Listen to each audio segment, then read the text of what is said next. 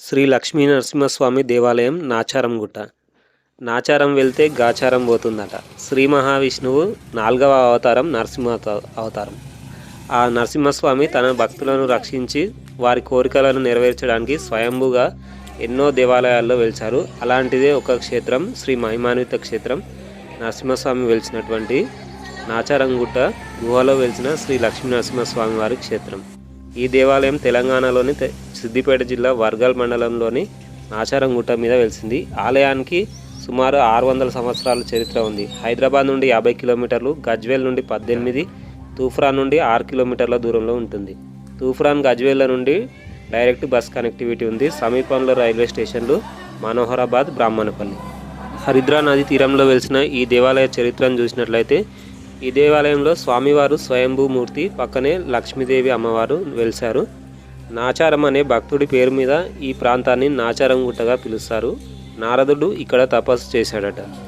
ఈ దేవాలయానికి 3 ద్వారాలు ఉన్నాయి. అందులో ఇదొకటి రాజగోపురం. నవనాథ సిద్ధులు దేశ సంచారం చేస్తూ ఈ ప్రాంతంలో తపస్సు చేశారట. 2వ యాదగిరిగా ప్రసిద్ధి చెందిన ఈ నాచారంగుట్ట దేవాలయంలో ప్రతినిత్యం అభిషేకాలు, పూజలతో పాటు సేవలు నిర్వహిస్తారు. సత్యనారాయణ స్వామి వ్రతాలు కూడా ఇక్కడ నిర్వహిస్తారు. ప్రతి సంవత్సరం పాల్గొన శుక్లపక్ష పంచమి నుండి ఉగాది వరకు బ్రహ్మోత్సవాలు నిర్వహిస్తారు.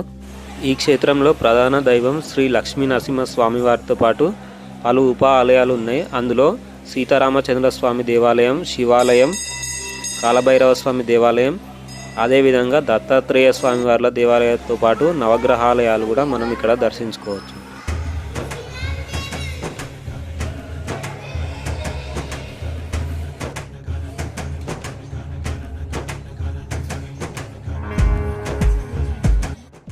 లోపలికి వెళ్ళిన తర్వాత ప్రధాన దేవాలయం ఇది. దేవాలయం ముందు ధ్వజస్తంభం. ఇక్కడ నుండి లోపలికి వెళ్ళినట్లయితే శ్రీ లక్ష్మీ నరసింహస్వామి వారు మనకు దర్శనమిస్తారు. గర్భగుడిలోకి వీడియో కెమెరాలు, ఫోన్లు అలౌడ్ లేదు.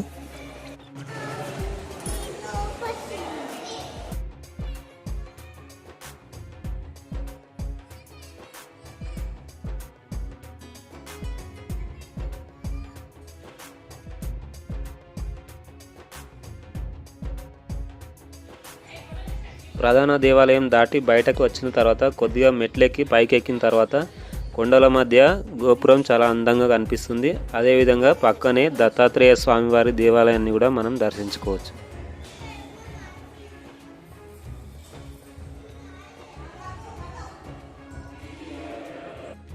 ఈ నాచారంగుట్ట దేవాలయానికి తెలంగాణ నుండే కాకుండా ఆంధ్ర ప్రాంతం నుండి, కర్ణాటక నుండి కూడా పెద్ద ఎత్తున భక్తులు స్వామివారి దర్శనానికి ఇక్కడికి విచ్చేస్తుంటారు. ప్రతి శని, ఆదివారాలలో భక్తుల రద్దీ అధికంగా ఉంటుంది.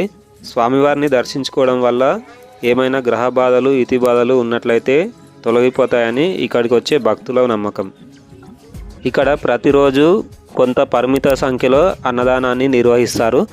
దీనికోసం వాళ్ళు ప్రత్యేకంగా కొన్ని టోకన్లను అయితే అందజేస్తారు. ఈ విధంగా ఈ అన్నదాన టోకెన్లను దేవాలయంలోనే అందిస్తారు. దేవాలయం పక్కనే ఒక కోనేరు ఉంది. భక్తులు అక్కడ స్నానాలు ఆచరిస్తారు. ఈ వీడియో మీకు నచ్చినట్లయితే లైక్ చేయండి. అదేవిధంగా ఛానల్ని సబ్స్క్రైబ్ చేసుకోండి.